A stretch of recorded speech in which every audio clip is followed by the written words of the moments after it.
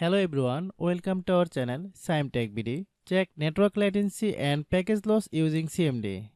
Click Start button, then type CMD. Open CMD Run as administrator, then type this command and hit enter. In this powerful Windows command prompt tutorial, you will learn how to use the advanced command to analyze your network path, latency and package loss between your computer and destination server.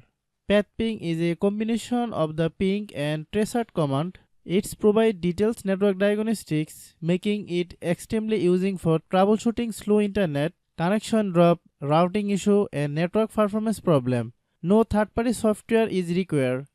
This is built in Windows CMD network tool. Hope you understand. I have a request. If you are new to channel, please subscribe and stay with us. Thanks for watching.